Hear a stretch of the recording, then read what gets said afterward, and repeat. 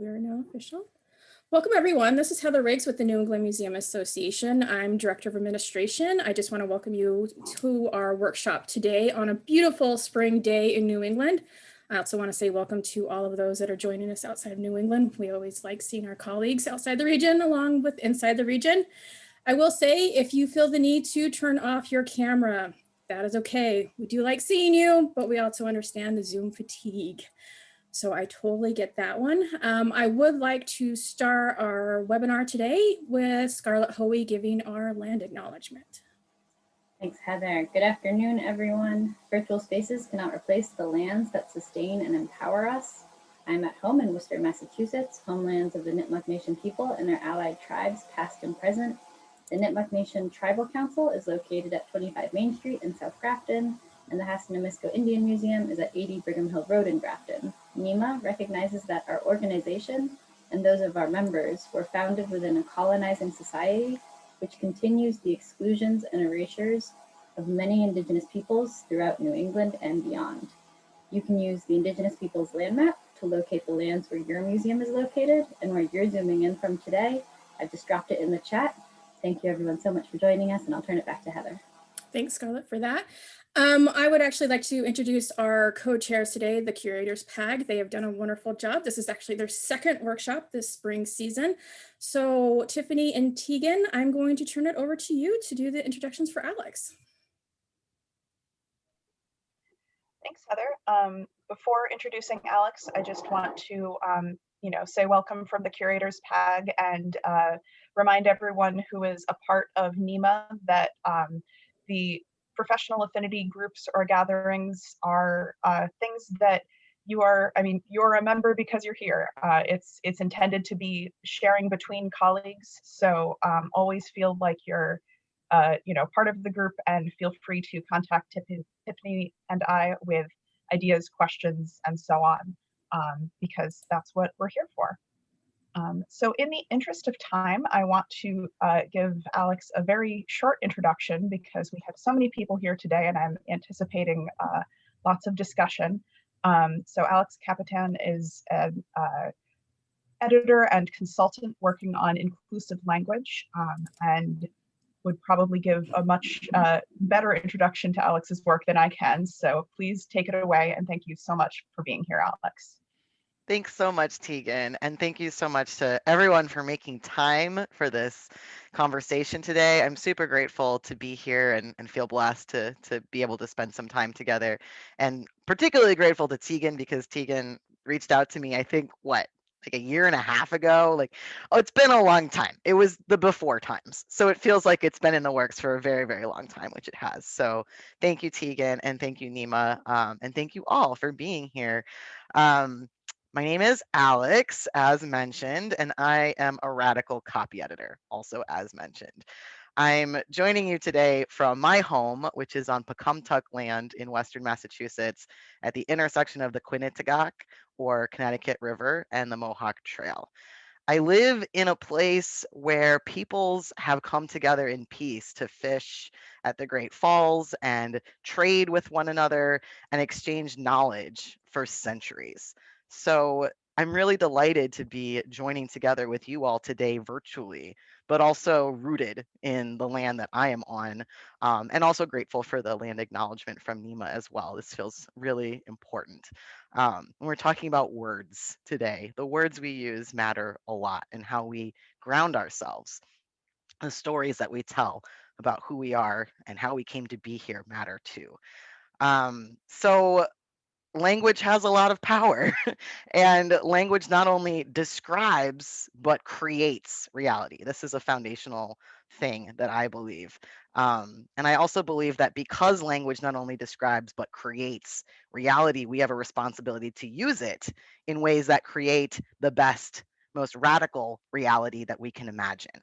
For me, that means a world free from violence in all of its forms. So that's what my work is all about.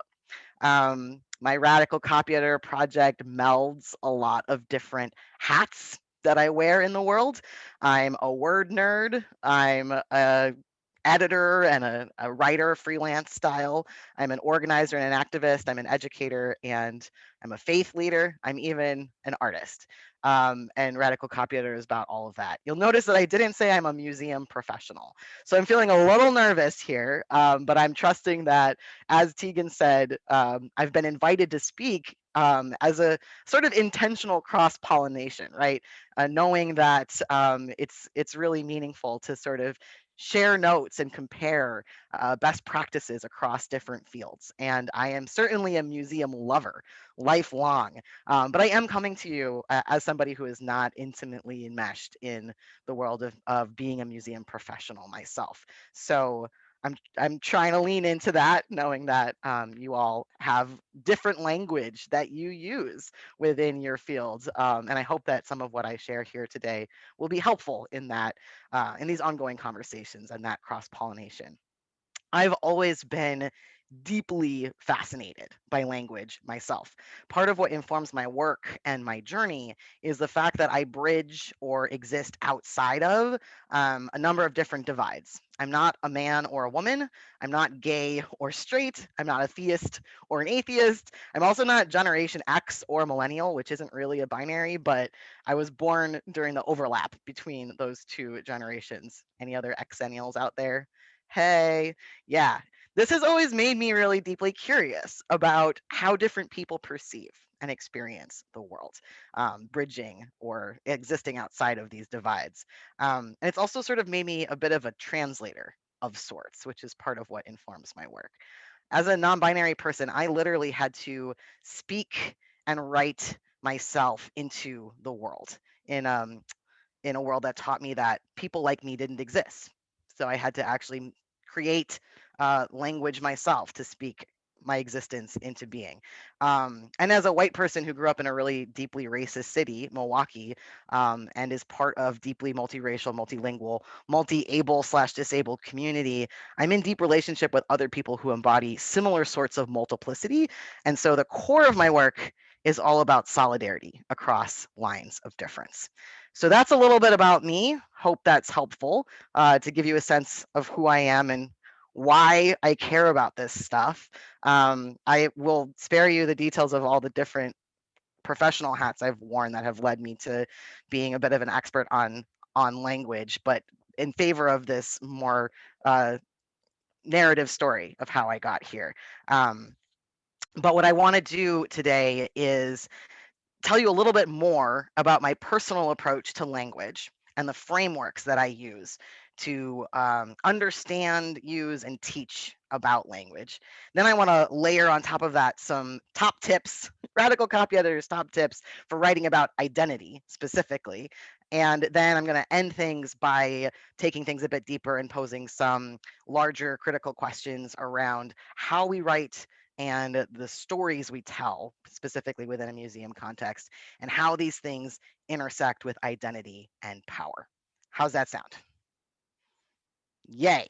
So I'm super excited that there's so many of you here from so many different types of museums, and I know you have a lot of different roles as well. So as I was putting together this presentation, I was trying to keep all of that in mind.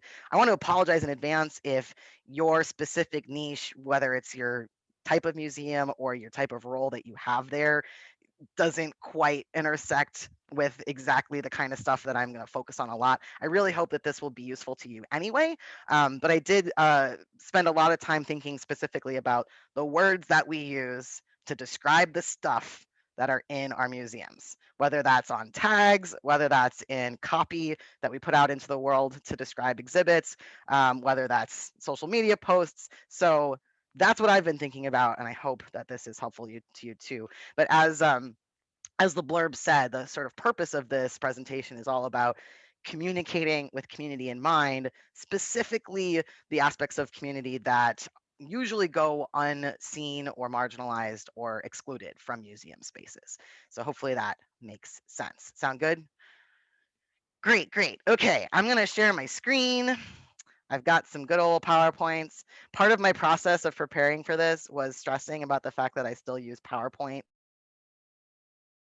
rather than something super artsy like Prezi. So you're just going to have to hold my anxiety with me about my dinosaur PowerPoint. stuff. Can you see my slide? Does it look good? Great. I can't see all of you now. I can only see some of you, but hopefully you can still see me. And if you put me on speaker view, then you'll be able to just see my face rather than lots of other people's faces in your little corner. So whatever your comfort zone is. All right, talked about that. So let's talk about these frameworks that I just mentioned. This is my approach to language. I always start here because it's so foundational. And the first framework, there's three. The first framework that I use in my own work is about the purpose of language rules and standards, like grammar and spelling conventions, right? The basics. There are two perspectives on the point of having language standards at all, right? On the one hand, language standards exist to mark people as right or wrong, educated or uneducated, upper class or lower class, etc. On the other hand, language standards help us communicate across lines of difference, because without standards, we literally wouldn't be able to understand each other, given how many people speak this one language of ours from so many different places and in so many different contexts, right? That's the approach that I ascribe to. The point here is that if we approach language from a place of clarity and comprehension, that's a really different orientation than correctness for the sake of being right or better than somebody else. But these are absolutely fundamentally different ways of approaching the purpose of language standards. So I wanted to get clear on that. I am not about grammar snobbery. I am not about elitism. And I don't think that the purpose of sensitive or inclusive language is about correctness. I think it's about care. So that's where I always start. The second framework that I use in my work is about the purpose of sensitive language specifically, rather than language norms like spelling and grammar. And again, there's two main approaches to the purpose of sensitive language. Many people approach sensitive language with the idea that there is one correct way to speak and write, and that if you use language perfectly, you'll never offend anyone. But that's not how language works. Sensitive language isn't about being correct.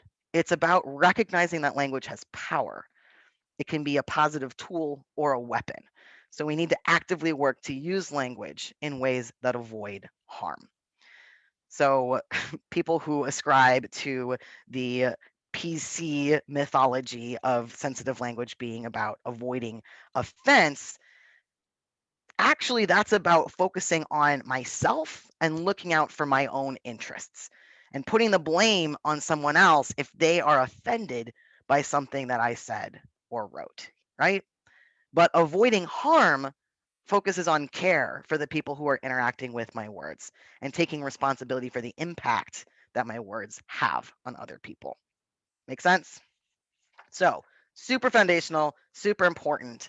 You'll hear me say this throughout this presentation, that my approach to language is not about correctness. It's about care. All right, which takes us to slide framework number 3, my absolute favorite, which is the idea that language is a spectrum from violent to liberatory. This means that there's no such thing as neutral or objective language.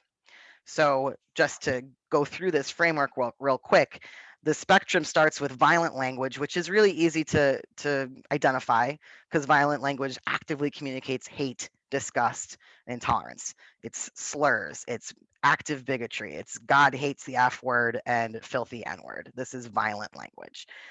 The next kind of language in the spectrum is coded language, which consciously or unconsciously communicates prejudice, disdain, or judgment in covert ways. This is also known as a dog whistle in political language, but it shows up in other ways too. That's just a really obvious example. So phrases like traditional family values and disrespectful inner city kids. These are phrases that are meant to communicate very specific things about very specific groups of people, but on the surface they seem neutral. But if you're part of that targeted group, you absolutely understand that you're being targeted. It's just that if you're coming into the situation from a different culture, a different language, you might not pick up on it right away. The middle of the scale is unquestioned language. And unquestioned language is everyday language that carries subtle cues regarding who and what is valuable / normal. And the examples on the slide for this one are phrases such as, have you met any nice girls? Presumably said to a young man. And you're clean, pure white, right? The ways in which the concept of whiteness gets associated with cleanliness and purity and innocence and things like that. The next item in the scale here is minimizing language, which is well-intentioned language that unconsciously maintains oppressive norms and supports the status quo, which we can see in phrases such as, I don't think of you as gay, or you're so articulate, presumably communicating that being gay is a negative thing that it's great that you're not associated with, or saying to someone you're so articulate who presumably you're assuming wouldn't otherwise be articulate based on some aspect of themselves. The final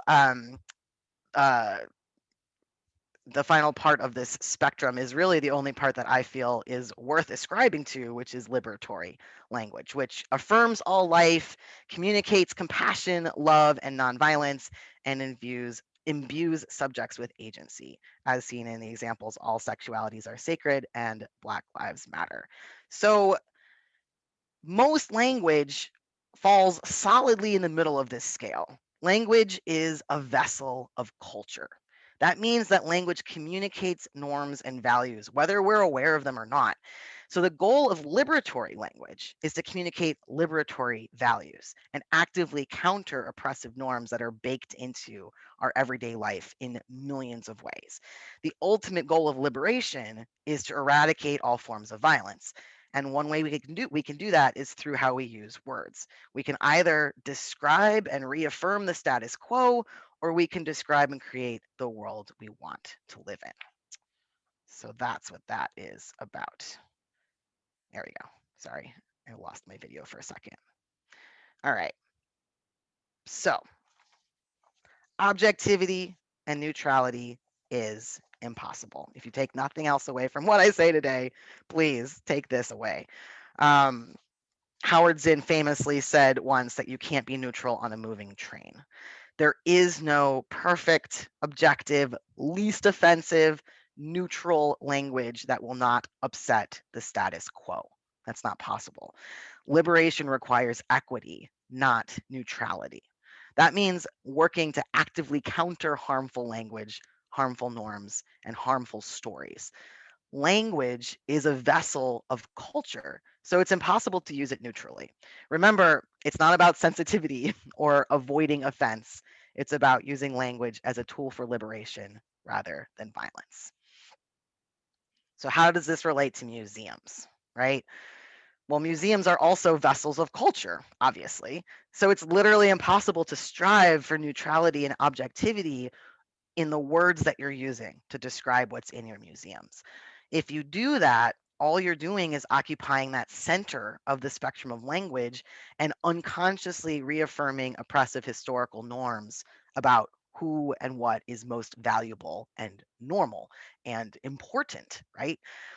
There's nothing objective or neutral about art or history or science or anthropology or anything else that we seek to preserve and share through museums.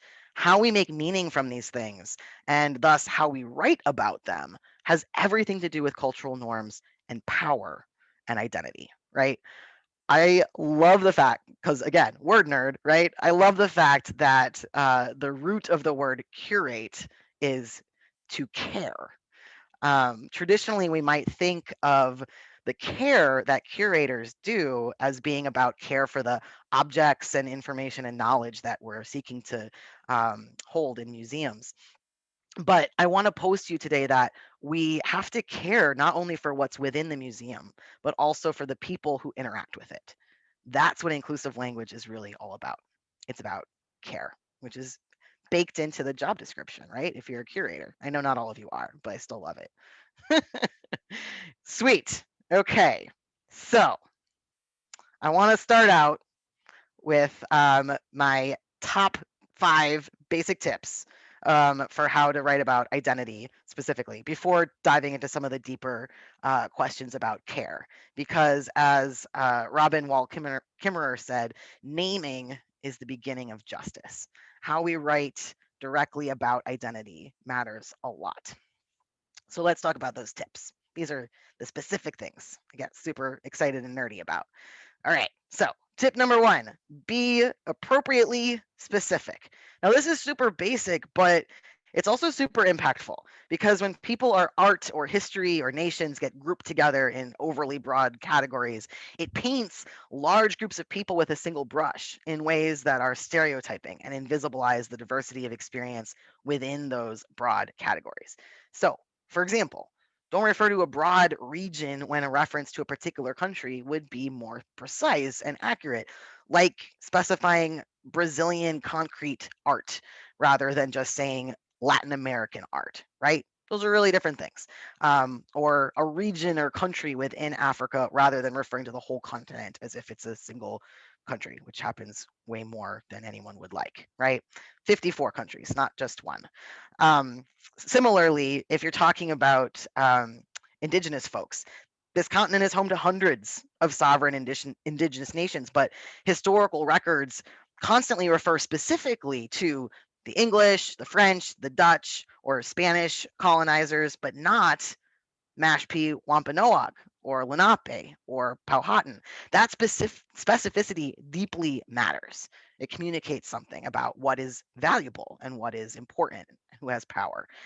And if you're talking about an individual person, use that person's individual identity rather than saying they are an LGBTQ person, whatever that means, or a person of color, right? Or another broad umbrella term. Important specificity is really important when we're talking about individual people's identities. Um, let's say an art exhibit focuses on state violence against Black people in the United States, but the exhibit copy says people of color instead of Black people. That treats people of color and Black people as synonyms, which renders every other community of color invisible and irrelevant. So that's deeply impactful, right? And finally, if someone says people with disabilities, for example, but is actually only talking about wheelchair ramps, same thing. This is something that we've all been probably familiar with in one way or another, but appropriate specificity makes a big difference. And it all has to do with context, right? What's most appropriately specific in that context. All right, tip number 2, take care when describing identity specifically. Always respect the language that the people you're writing about use or used to describe themselves. Never change or improve on people's own words for themselves. I wish this didn't have to be said, but it is so important. Also, don't make assumptions. This is hard, right? Especially when we're talking in historical contexts. But if a person's self identity can't be determined, you can use descriptive language instead. For example, instead of using the term bisexual, you could say the author had relationships with women and men throughout his life. Or instead of using the term Mexican American, you could say the artist's parents immigrated to the US from Mexico, if you didn't know how this person actually self identified. And like I said, this is really important, specifically when describing historical figures and movements, because language and understandings of identity shift over time, particularly around gender, sexuality, and race, right? So we don't want to use language that means something today to describe folks in the past who didn't have that language and had different understandings of identity. Another important way to take care in describing identity is to avoid qualifiers that position white, straight, cis, male, non-disabled people as the default, right? Things like woman artist, blind professor, gay scientist. All this serves to do is other these folks and point out the fact that they are considered odd in the context of their field, not the default, right? It's important to discuss identities in ways that are relevant to the subject matter rather than just discussing identity as a way to highlight diversity, right? So, for example, she spent her life documenting and preserving Tamal Cha, the language of her Coast Miwok people, and he designed the labyrinth-like concentric circles of the garden to reflect his experience of schizophrenia, as opposed to being like, he was a schizophrenic garden designer or architect, right? That's a really different way of talking about identity. Now, this is not to say that you can't ever describe people using identity language. It would be super appropriate, for example, to describe Keith Haring as a gay artist because he actively identified that way and his art was explicitly related to his sexuality. But saying woman artist, if you wouldn't say man artist about someone else, simply communicates that the default artist is a man, right? All right. Tip number 3, euphemisms. I hate euphemisms so much. Here's the thing about euphemisms. Euphemisms are a particular form of unclear language with oppressive undertones because folks tend to use euphemisms about things that they're uncomfortable talking openly or directly about, like death and sex. These are really good examples of things that euphemisms get used for.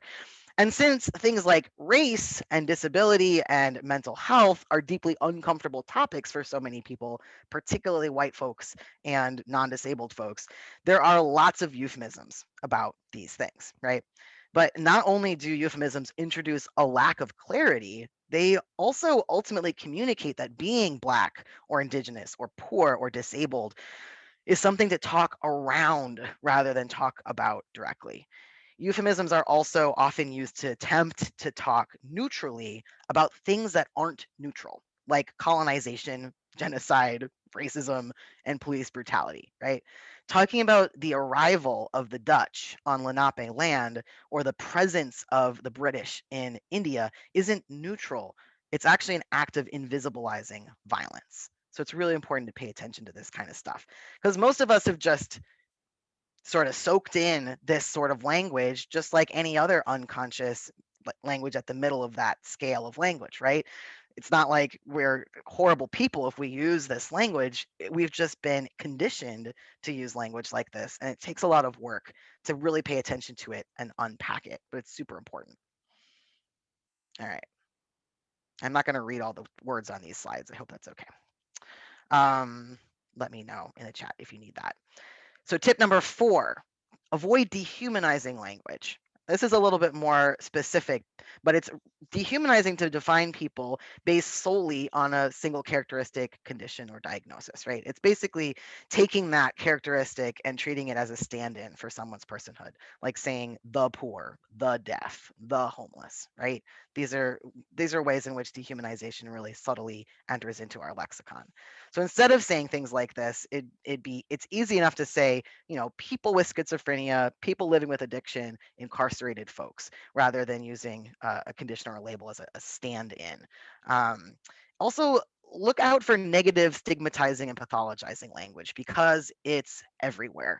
If someone describes themselves as suffering from bipolar disorder, for example, that's perfectly reasonable. But when this language gets used in a way that paints everyone who has bipolar disorder as inherently suffering all the time, that has real impacts. It's just as easy to just say living with AIDS, has MS, uses a wheelchair, rather than, language such as suffering, stricken with, afflicted with, struggling with, mentally ill, confined, right? Victims. This is rampant. So again, it's one of these things that's really easy to just not question, unless you have an experience in which this really impacts you. Let's see. All right. Final top tip. Tip number 5. Follow the leaders on the margins. This is the most important one. And a couple of things on this slide have finally reached a tipping point in the larger world really recently, such as capitalizing Black, Native, and Indigenous peoples, and using the singular they instead of he or she. These are things that are quickly becoming the norm within publishing and media fields. But being rooted in your values means not necessarily waiting until the academy gives something a stamp of approval, right? Because we all know the academy is not going to be the forerunner of the most and best language out there, or really anything. It means following the lead of leaders on the margins who often don't have access to the academy or to these other sort of bastions of norms in our culture. So, for example, the Black press in the United States has consistently capitalized the word Black for decades, and they has been used as a singular epicene pronoun for literally centuries, longer than he, actually, and way longer than he or she, these very awkward things that we've created over the years. I could talk about singular they all day. I'm not going to. But if you want more resources on that, just know they are out there. The point of this is being able to really follow the lead of folks for whom this language is personal and impactful. Um, the other thing that's important about that I want to point out about this slide is that it's really important to practice care and flexibility when it comes to identity related language because it's so nuanced. For example, you can practice person first language, which I'm sure most of you are familiar with, this idea that you have to put the word person first, that we really only use when we're talking about things that are pathologized in our larger culture. But you can use person first language as a general rule, but we still have a responsibility to do our homework when we're writing about groups that we're not members of. So, for example, the autistic community is really clear that they are autistic people, not people with autism or people diagnosed with ASD, right? So don't just follow that person first language rule because you've been told it's the correct way to talk about people. Remember, it's not about correctness, it's about care. But most importantly, seek out scholars, activists, and other leaders in your field specifically who have marginalized identities. Follow their work and learn from them. And also hire them as staff and or consultants. This is the second most important thing that I'm going to say today. So please, if you take 1 second thing away, please let it be this one. Being able to really follow the folks who are leading the way in your own field is so essential. And there's so many easy ways to do that because of the internet. So good stuff. All right. Hopefully that's all helpful. Whew. Take a breath. I tend to talk really fast when I'm nervous, and I'm going to be nervous when I'm talking to 100 people who are so awesome and doing such radical, wonderful work. Some of it radical, some of it powerful, all of it great and impactful. So apologies for speaking fast, but I want to move on, and I wanted to leave as much time as possible for this second bit of the presentation and then some conversation at the end, to really take this a little bit deeper and talk about what and how we write more broadly and how these things intersect with identity and power. So, like I talked about earlier, museums are vessels of culture. So, it's impossible to be neutral and objective in your writing about them and what's inside of them. How we make meaning from what's in museums and thus how we write about them has everything to do with cultural norms and power and identity. So, as Mark Gonzalez said, a culture that is not in control of their own narrative will forever live at the mercy of another's pen. Very true. So, let's talk about this a little bit more. All right. Let's start with the basics. Who do you have in mind when you're writing? What assumptions are you making about your audience? Are your words intelligible to people of all ages and all educational backgrounds, to people who speak English as a second language, to people who are new to the subject area? We all know that tags in museums are a whole thing, and that there is a whole history of writing tags and other material in ways that really creates barriers and honestly reinforces elitist notions about what's in museums. For example, what the idea that fine art is this elitist thing that you have to have a master's degree in order to even understand and interact with, right? Hopefully no one here believes that. Hopefully everyone here is really invested in creating spaces in our museums that are really creating conversation and opening worlds for all sorts of different people, not just those who are the usual suspects, let's just say. So it's really important, if we're serious about that, to be thinking about how we're writing and how that writing is going to be experienced by different people of different backgrounds. So one of the things that I think is important to consider when we're thinking this through is what your motivations are when you're writing, when you're doing any of your writing about your museums. But particularly thinking about tags, are you looking to justify the value of an object or an exhibit to funders or patrons or the museum administration? Are you thinking about impressing fellow experts in your field? Because let's be honest, there's a lot of tags out there that really just aren't intelligible unless you're also a curator in that field, which isn't entirely helpful, right? Or is your motivation to create a conversation between the visitor and the object or exhibit? Because that's a really different motivation, right?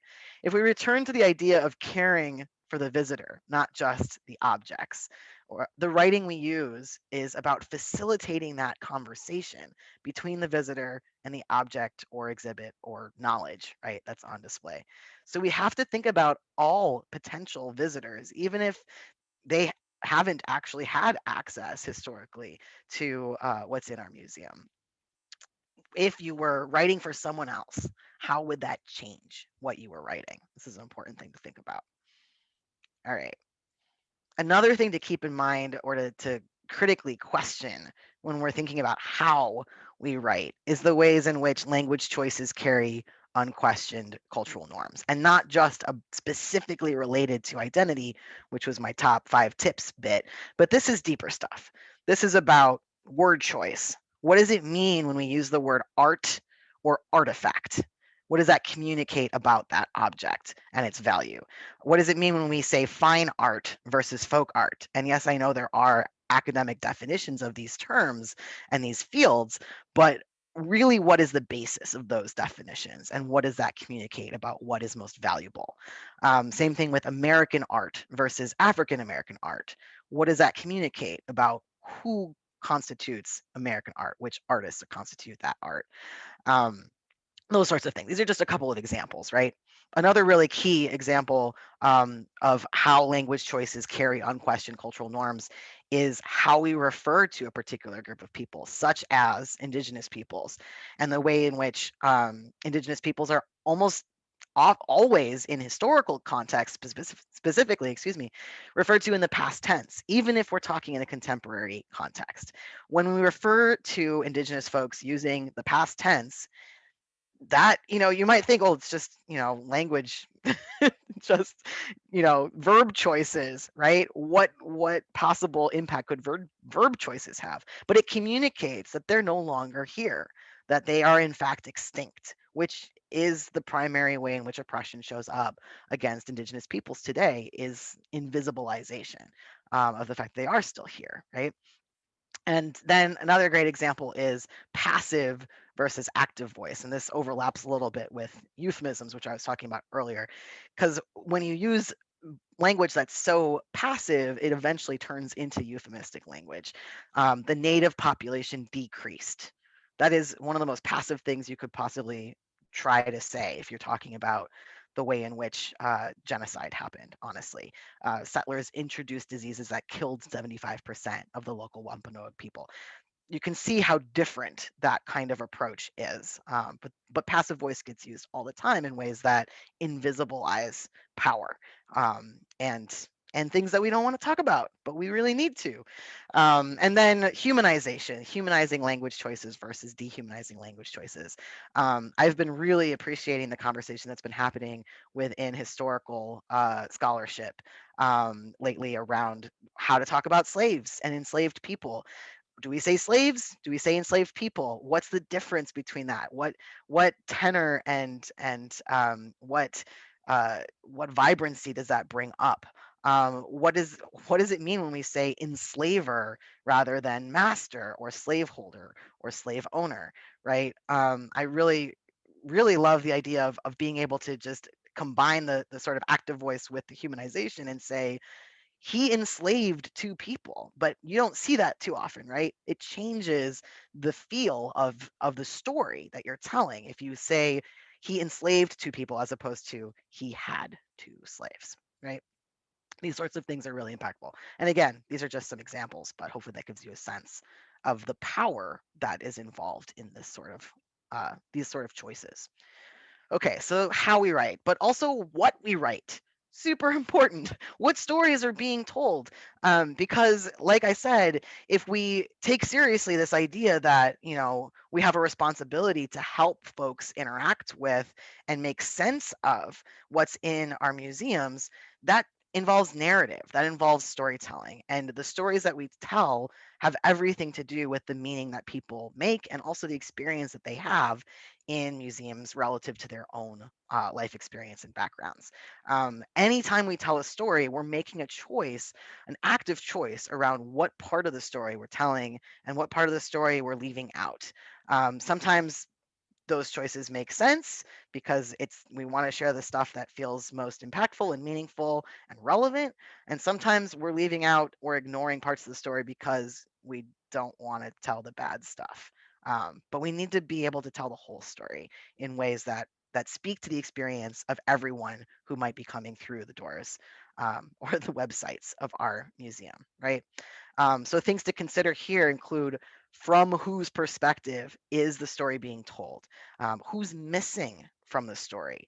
Whose invisible labor contributed to the objects or knowledge on display? Who was exploited or impressed by the primary people involved, right?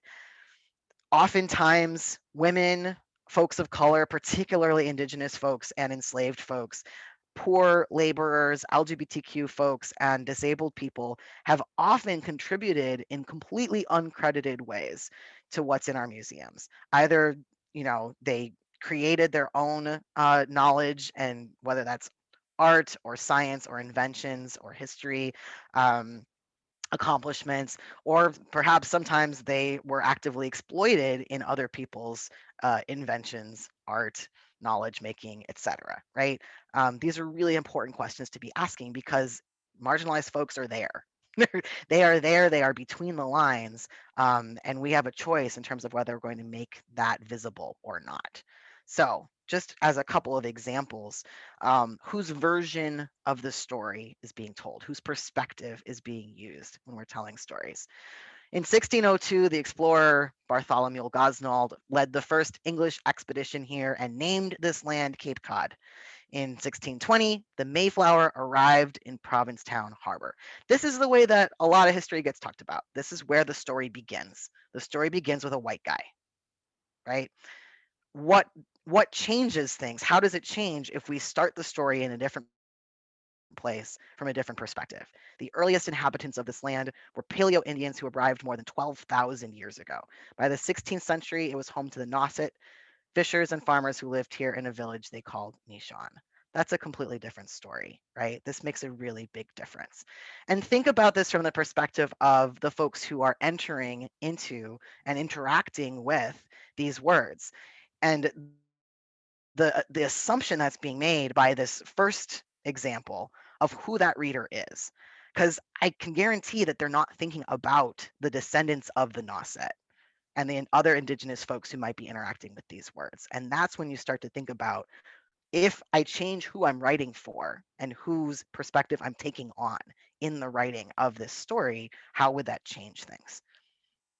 As a second example of what stories are ignored or erased, in vitro fertilization, or IVF, was invented by Robert G. Edwards in the 1970s and led to the first test tube baby in 1978. An estimated 5 million people have now been born this way. What happens if we tell the story or include in the story the information that Edwards was a leader in the eugenics movement? His invention was motivated by prejudice against people with disabilities and his belief that increased control over human reproduction would allow for selective breeding in humans. That's important, particularly if you are someone who's disabled and you're interacting with, maybe this is on a science museum display, and you're thinking to yourself, what was the whole story behind this? That can be an act of either invisibilizing the experiences of folks with disabilities and other folks who were targeted by eugenics, or it's an opportunity to really paint the whole picture and help people think critically about the fact that there's never just one way of understanding something. Okay, final example of what you write. who was exploited or oppressed. Now, I love this because when I was doing some digging around in preparation for this presentation, I found this wonderful story about Elizabeth Athens. Some of you might know her. She was a former curator of American art at the Worcester Art Museum. And she, a couple of years ago, added tags to the portrait galleries that visibilized slavery, particularly in the lives of the subjects of the portraits in the portrait galleries. And this on this slide is an excerpt from the explanatory sign that she made to explain these new tags. She said, the paintings on view in these galleries celebrate an American story of mercantile exchange, rational thought, and military prowess. As with most portraits, however, these paintings depict the sitters as they wish to be seen, as their best selves.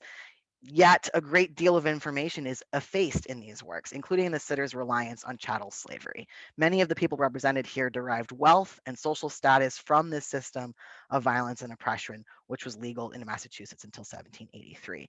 So helping people think critically again about who is missing from this story and how are they still part of this story but have been made invisible. Where did the wealth come from that people were able to use to pay someone to paint their portrait?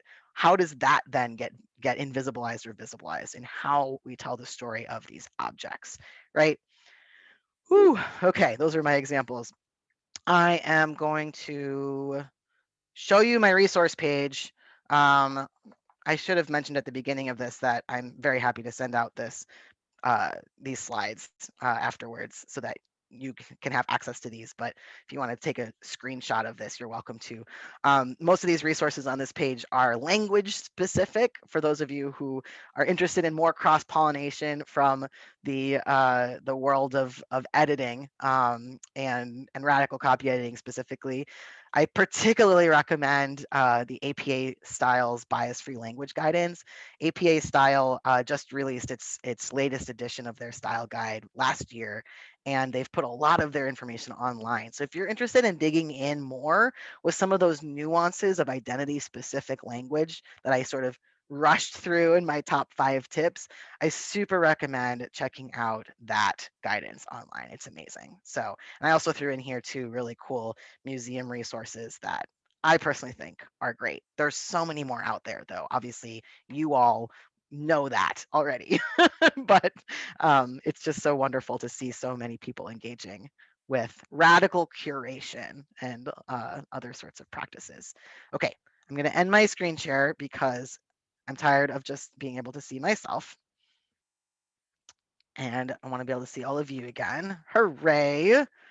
Lovely. And hey, look at that. I managed to get through my slides in 50 minutes, which gives us plenty of time for conversation, which I was really excited about. I hope that that was interesting food for thought. I wanted to pose a question before I totally open it up, which is to say that oftentimes when I do these sorts of presentations, a lot of the questions that people come with are really hyper specific to your specific situation, your role, your museum. And I would love to invite folks to think about whether there's something that you want to chew on together more in a large group that will be beneficial to everybody, knowing that you have my contact information, or you will if you don't yet. And I'm very happy to help you think through super specific stuff that you might be grappling with, rather than answering that in the Q&A, if that makes sense. So I'd love to know what this brings up for you, what you might be grappling with in your context, other resources that you have that relate to this, that sort of thing, if folks have things to share. And again, sorry for talking so fast in my nervousness. So you can either write in the chat, or if you want to raise your hand through Zoom, we can call on you that way, because there's a bunch of people, and to unmute all of a sudden 5 people might be a problem. Yeah. So May, you're the first one there. Hi. First of all, thank you very much. This has been really great and really beneficial. I'm very excited to bring this to my museum. And I just had a thought. I know from experience, I'm sure a lot of other people do too, that there's we're gonna get it wrong sometimes. That's just part of existing in a public space, and that's perfectly fine. But do you have any tips for like what to do when we get it wrong? Oh, that's a great question. I love that. Yeah, and in fact, that makes me think of. I'm sure all of or many of you heard about a lot of the controversy around the Chuck Close discussions that were happening probably about a couple years ago in the height of the Me Too movement. There was a lot of criticism and protesting that was going on, not just about Chuck Close, but about a lot of artists who were known to exploit women or otherwise perpetuate sexism and misogyny. And the sort of responsibility that museums have around that is it do we censor artists? Do we take them off the walls? Do we add tags like the wonderful curator in Worcester did to sort of make visible some of the invisible stuff, right? So this is a very live conversation, and different museums took different approaches specifically around the Chuck Close conversation. Some of them decided to cancel shows and exhibits. Others decided to keep shows up but engage actively in the conversation in particular ways. And personally, I feel like that is the best approach because it really it's in keeping with the purpose of museums, right? We're not about censoring information. We're about helping people engage with it in different ways and open people's hearts and minds and worlds in new ways. But we need to do that responsibly and mindfully. And that means that we have to like engage not just with these larger conversations when someone brings a protest to our door, but hopefully proactively to say, oh, darn, we didn't think this through in this particular way, or we've been made aware of this particular thing, or that sort of thing. We are building our relationships, we are deepening our practice of what it means to be responsible holders of this knowledge and this cultural resource in these ways, and this is what we're going to do about it. So that's sort of a slant answer to your question. I think that when there is a firm mistake that has been made, that's more like this is a cultural conversation. How do we engage in these cultural conversations? But when there is like a firm mistake that has been made, language was used unskillfully, a particular community wasn't consulted on an exhibit who should have been consulted on an exhibit, something like that. It is really important to first and foremost just own up to making mistakes and being like, hey, we're human beings, we're trying, and we really got this wrong, and here's what we got wrong, and be public about that. Here's who we're in conversation with about rectifying this wrong. Here are the steps that we're planning to take to make sure this doesn't happen again. So really the basics around what accountability looks like. It's not just apologizing, it's also making amends, because it's the repair that actually takes us forward as cultural institutions and also as a people. So hopefully that helps slightly, a little bit. Interesting food for thought. It's a great question though. I love that. Really, really good. Great. Thank you very much. Yeah. Julia Gray, do you want to unmute yourself and verbalize your thought in the chat? Sure, call me out. Why don't you know? Well, you're there. So yeah, this is you mentioned, Alex, you mentioned agency in earlier, and it's been it's an ongoing. It will probably be ongoing through the rest of my career. Is remembering agency when we talk about what we see as physical objects. The friend who I've worked with this specifically is looking at archaeological artifacts, what we call archaeological artifacts, and how we talk about things like pottery just existing or coming into being. We talk about art like arrowheads moving across the landscape, when obviously that doesn't happen. Right. I love that. Of recognizing that a person created all of these things, and when we talk about something, talk about the person and the fact that they actively made decisions and took steps, and there were they had relationships and all these things that shaped that object that we now have in our museum. So it's definitely a writing challenge, but it's worth trying. Even just trying, going back into what you've written and looking at your labels where you talk about an object as animate, which certainly is valid in a lot of cultures, but we are often using it to erase the person. That's right. So Yeah. try to think about how you write about the person that created that object, and especially how they actively made decisions about doing that or choices. And so it's beautiful. process to work with. That's really beautiful. It's such a good example of how agency can matter, right? Because it's also the context, like you're speaking to the fact that not only is it important to be able to put agency into how we write about particular objects, but also recognizing that this is a form of repair and reparation for decades or centuries of stripping that agency away, right?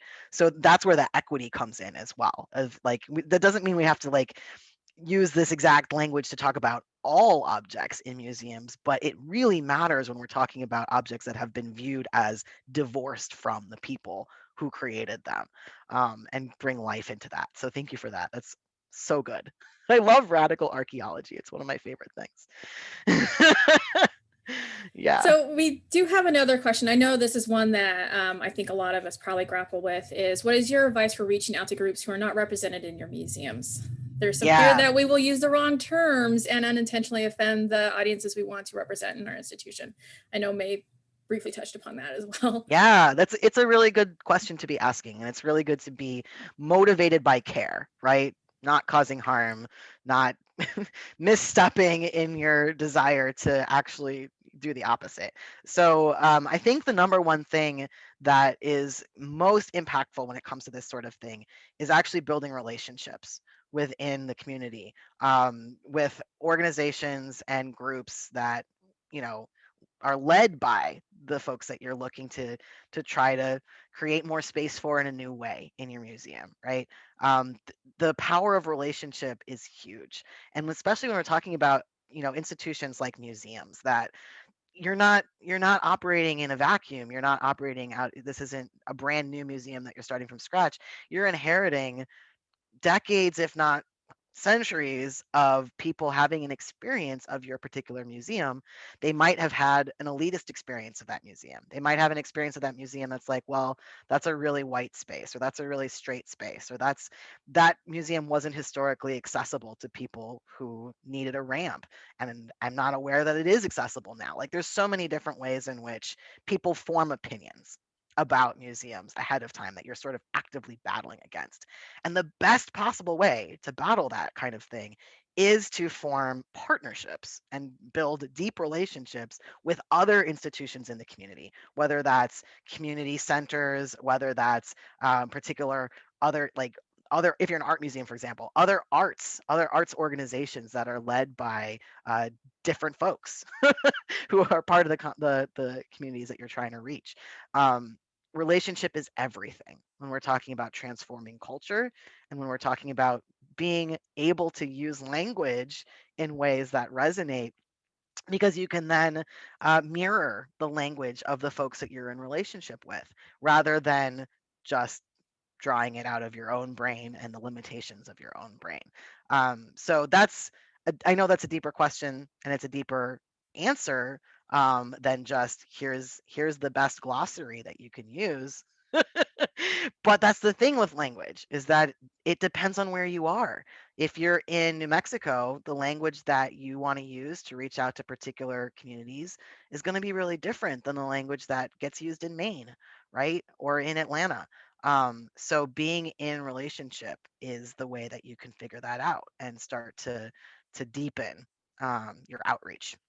I hope that helps. And if other people have thoughts on that, I'd love to know what you've done. Definitely pops up quite a bit. Donna, are you comfortable speaking, or would you like me to read your comment?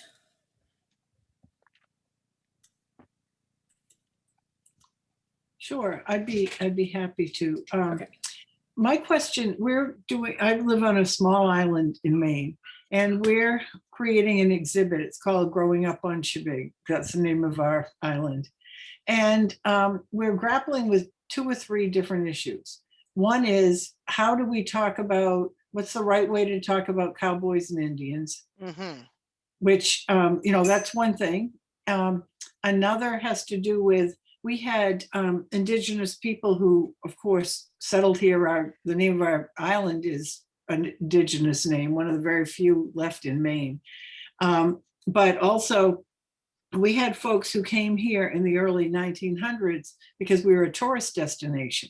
Mhm. And they became part of the community and interacted. We're on the baseball team, and we have pictures of them playing with the kids who lived here all year round and that kind of thing. And then we have the summer people. And how do you, that's another whole thing. How were the people who were living here year round, not just the Native Americans, but then how were they treated or how did they interact? So Right. we're on a wicked slippery slope here. So Absolutely. yeah, I mean, we're in a lose-lose here. and I think I think your situation is really, it's a microcosm because you're an island, which is cool. But it's a microcosm for the sorts of conversations that I think history museums and historical trusts and things like this are having a lot, which is, again, how do we tell the story? And the way in which we tell the story, when does it start, right?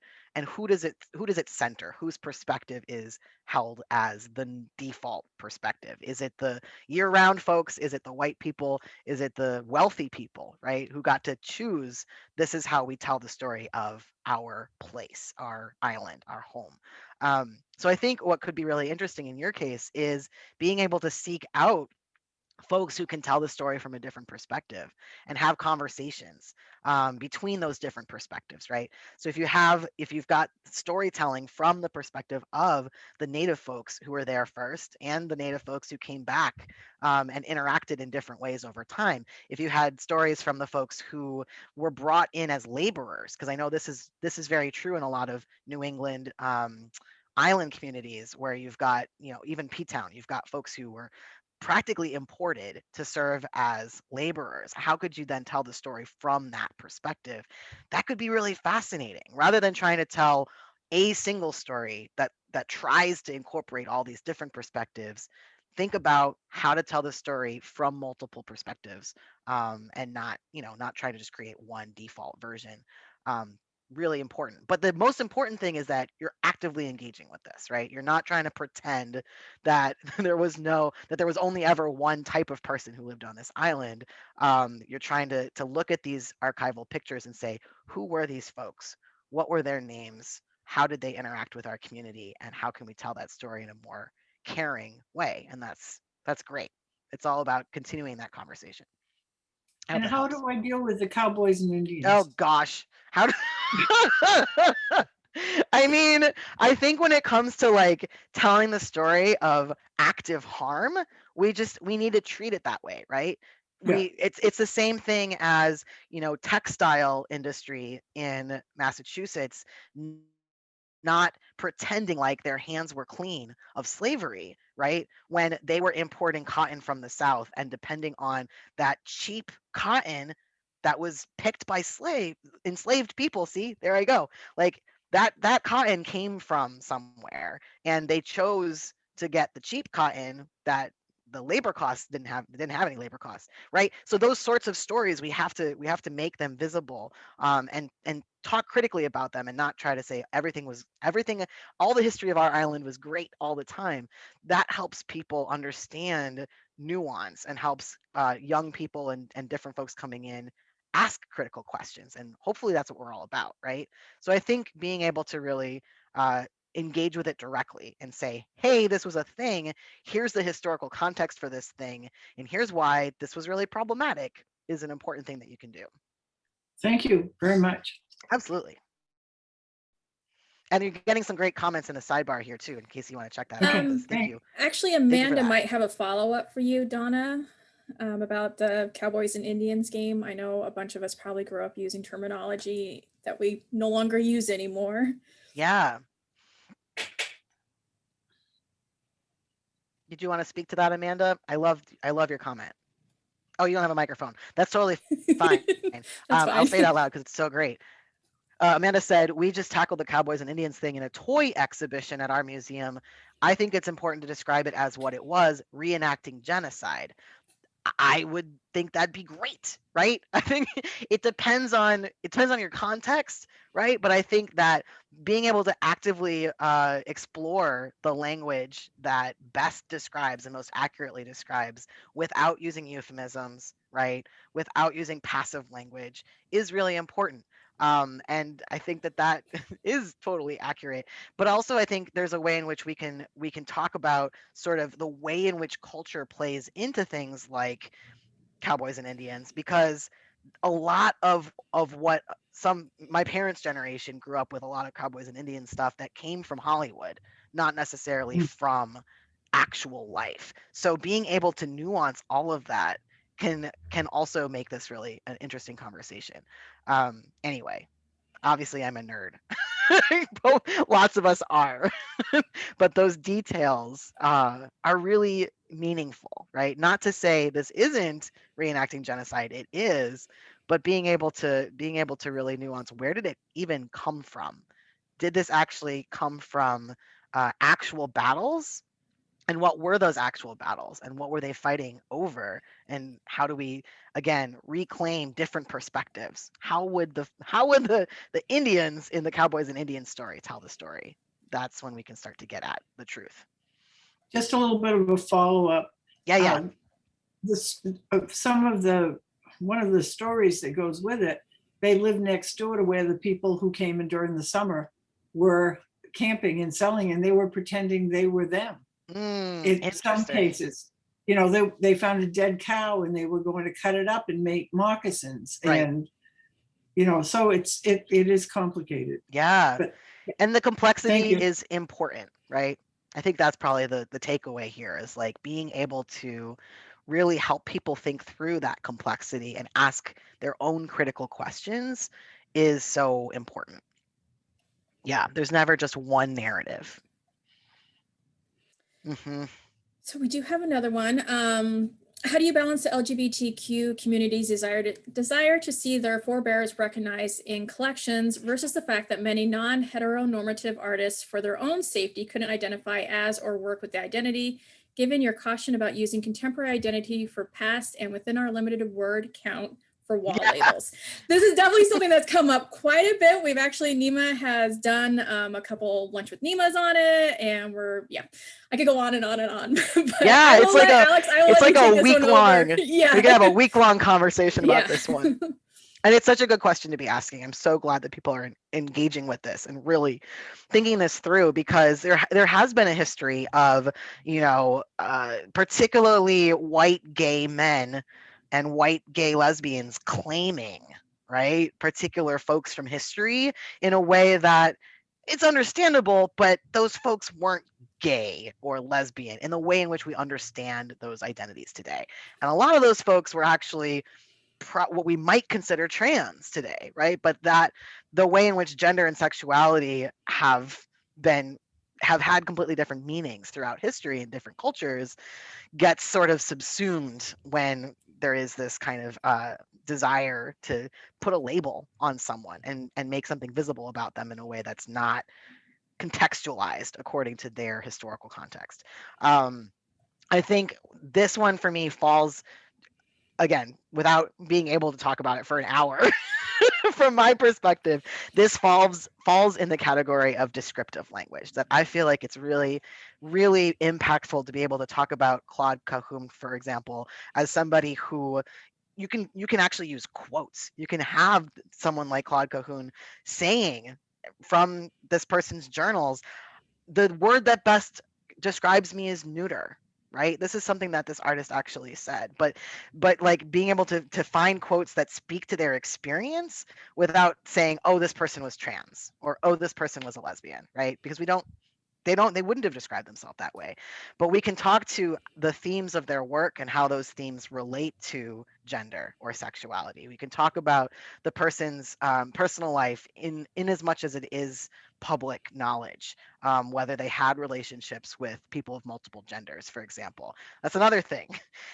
Gay folks are always saying that person was gay, and you're like, but they had relationships with women and men. Like, we're all bi folks. So there's a lot of invisibilization that can happen there. But if we're descriptive, that helps people, again, ask critical questions about how would this person have seen themselves in their historical context? Was this person, let's say we're doing a photography exhibit, and there's a photograph of somebody who appears to be assigned female at birth wearing what would have been considered men's clothes at the time. what if we help the reader, publishing nerd, the viewer, what if we help the viewer ask critical questions of, was this person in drag because she was attracted to women? The person was attracted to women. Let's not even use pronouns. Was this person in drag because the person identified as a man? Was the person in drag because the person was trying to get work and needed to be perceived in a certain way in order to make money? There are so many reasons for why people may have cross-dressed, for example. So those sorts of questions can help the viewer or the person interacting with that object or information come to their own conclusions, ask their own critical questions, but still locate it within the realm of LGBTQ identity without necessarily using those labels. That's what I would say. I wish we could talk about that all day. Yeah, I mean, that's an entire full-on another workshop there. We did have lunch with Nima about the Henry Longfellow Wadsworth House. Did I get that mixed up? That's really great. I know Scarlett will be dropping that link in a second. And then she did mention that we will be having our NEMA LGBTQ plus museum staff and student. They're having an upcoming Stories That Make Us Happy hour, which will also feature a lot of those descriptions. Stories as well.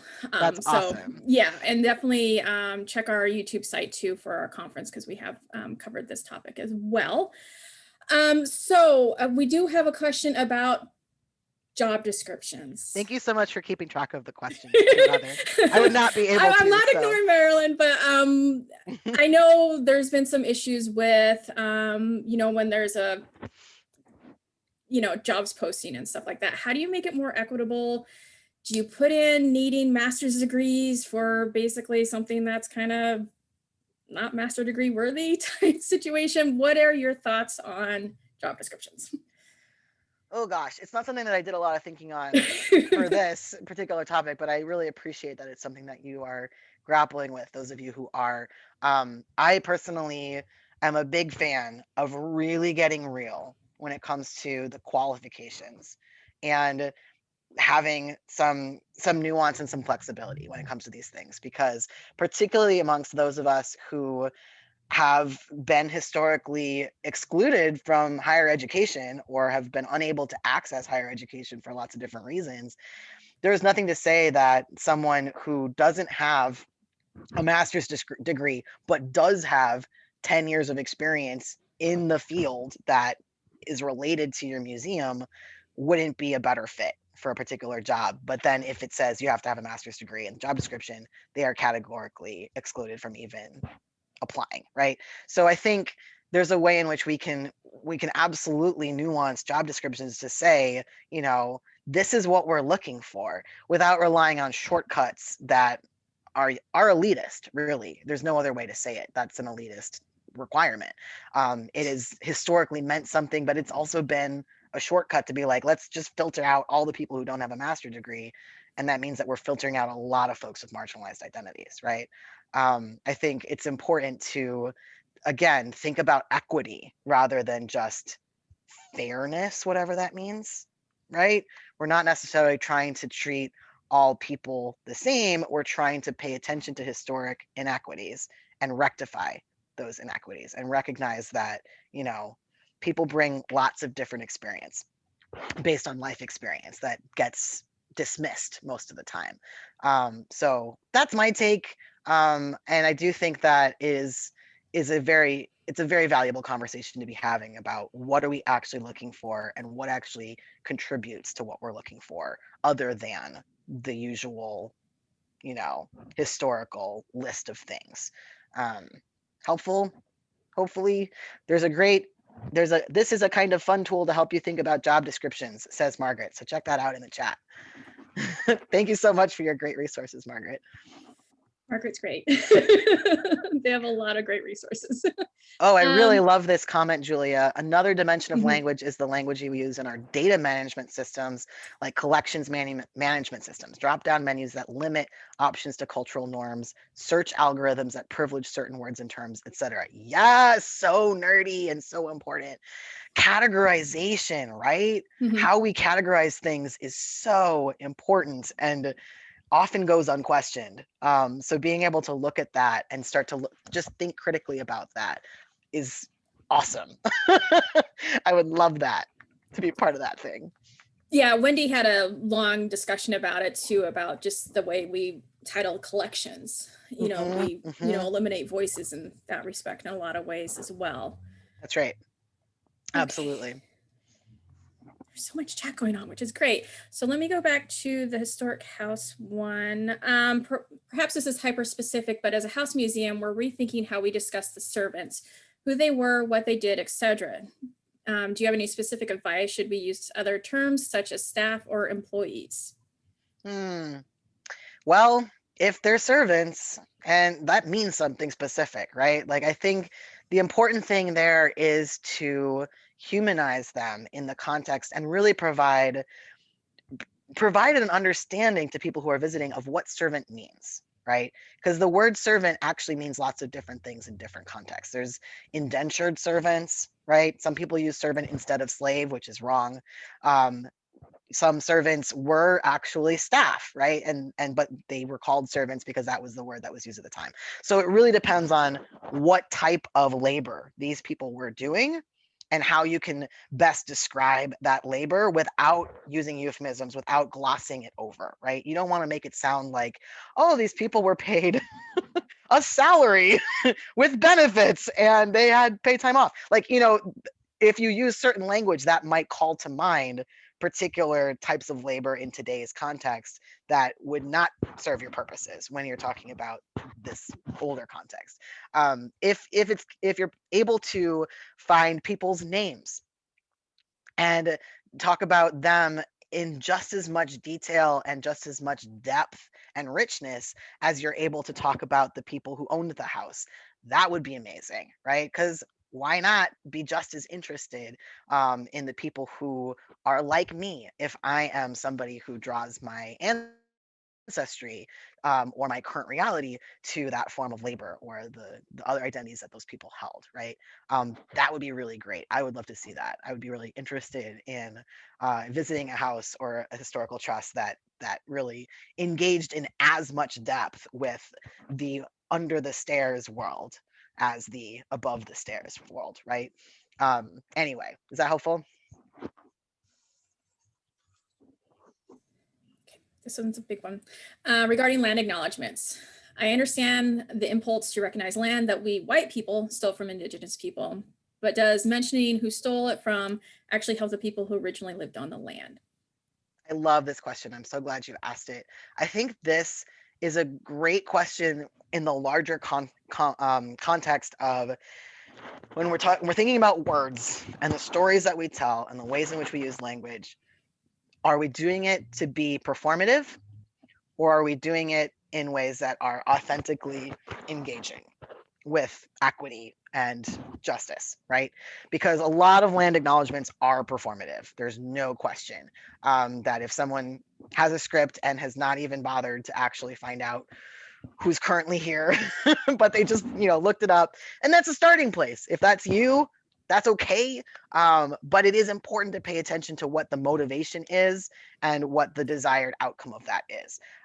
So when something is performed, and this applies to land acknowledgements, but it's so much more than that too, right? Because whenever we're trying to use, again, sensitive language, if we get stuck in this trap of thinking that we just have to find the correct way to do things or the right and best way to use language, that's when we're often operating from a place of performing rather than authentically engaging.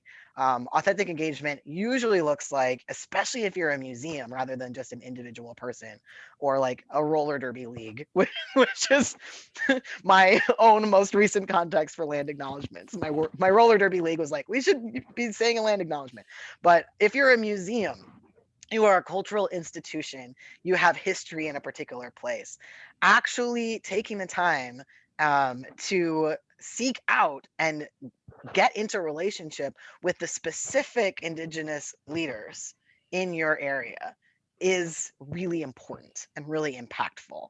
Not just throwing on a land acknowledgement on your website or on a gallery wall, but figuring out what is our history, as a museum, did this museum have a history in stealing land? Did the people who contributed to this museum, who founded this museum, the original patrons, were they colonizers, right? What was their role? And this applies to slavery and all kinds of other, parts of our history that we don't necessarily like to think about. But that is a really important way to inform the words that we use, is again, the relationships that we form that lead to that language.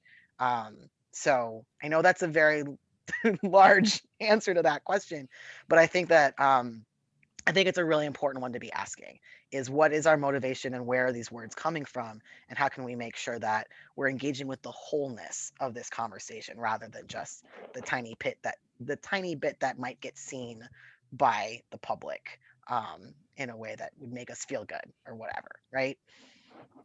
We've got some great thoughts on this in the chat. Yeah, as well. so I will be, when I do the follow-up email with the link to the recording, Alex's presentation, all of those great resources that they shared, I will also be sharing some of the stuff that has been shared through the chat as well. Teddy, you have your hand raised?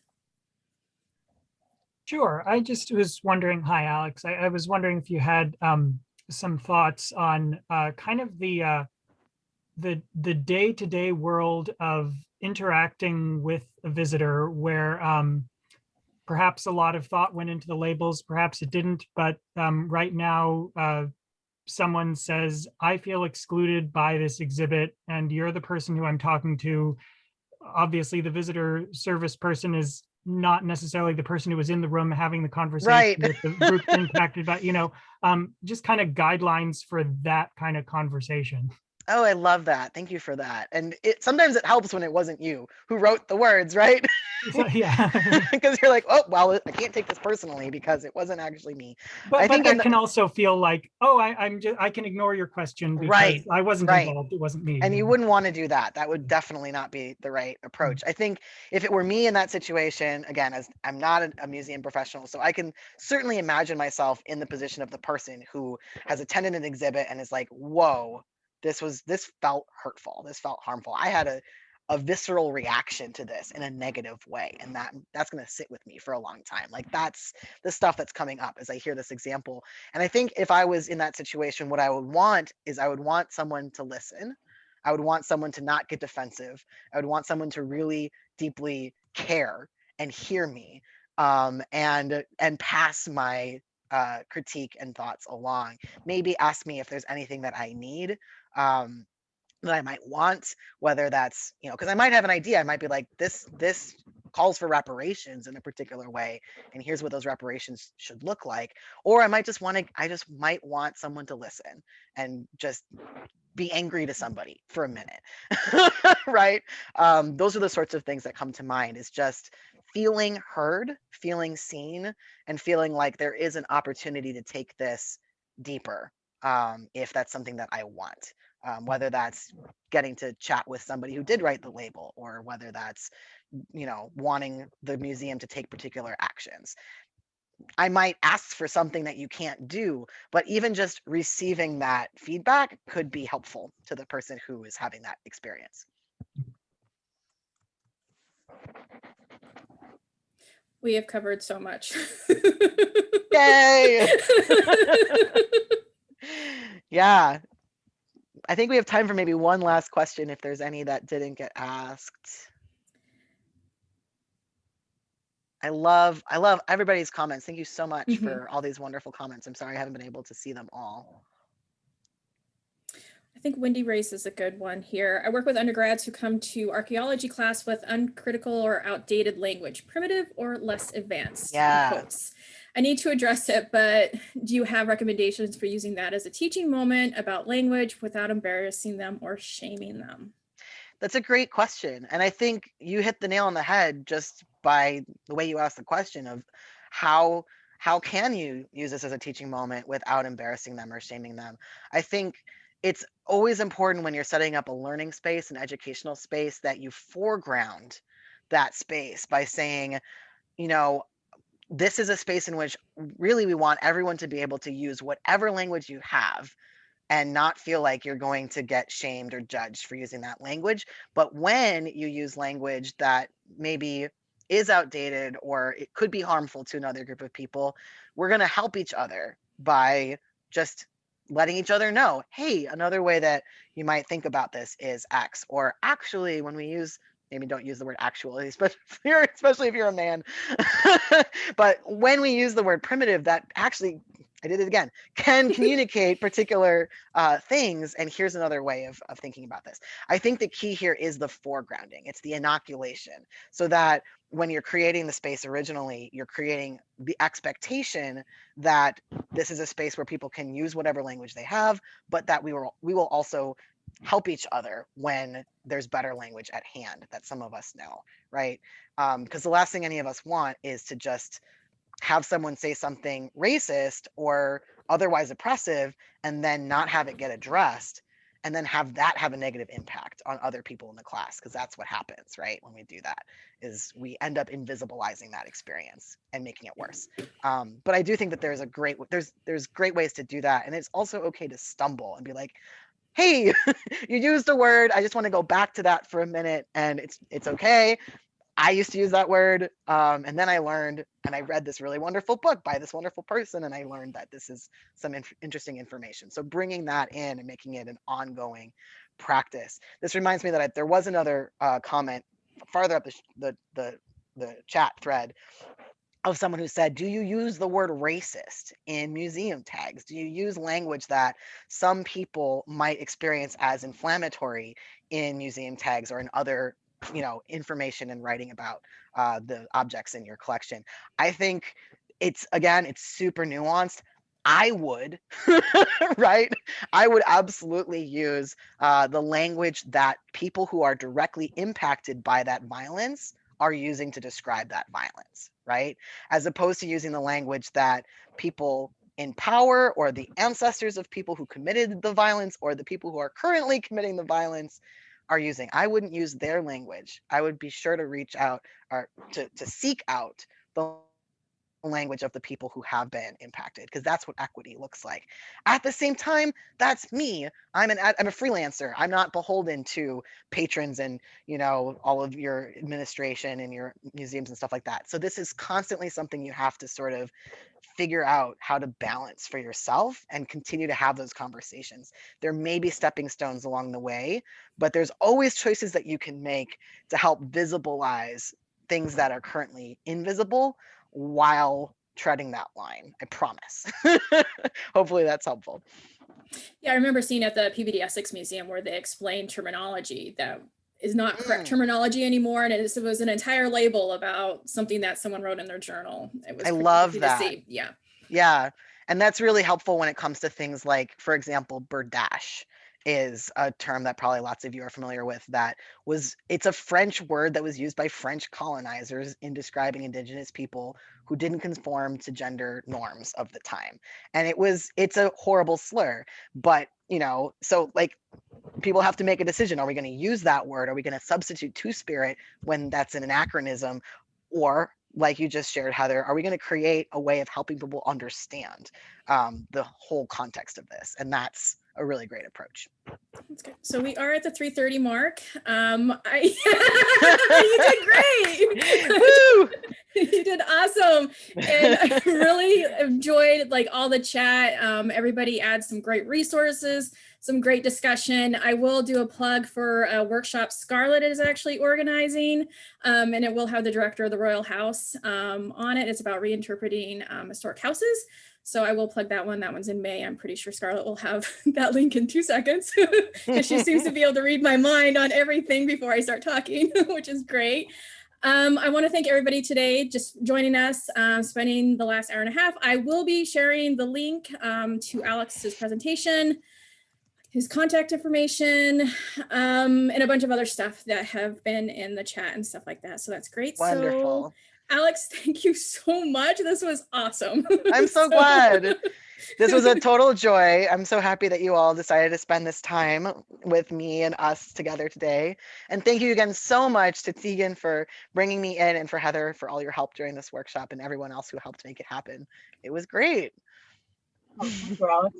I'm seeing one comment in the chat from a couple of different people asking if it's okay to, once we have copies of the slides and things, share it with colleagues internally within organizations, or whether you'd prefer that people share their notes from the session. And That's a great question. Let me think about it. I'll let you all know, and then you can send out whether or not that's okay when you send out the follow-up email.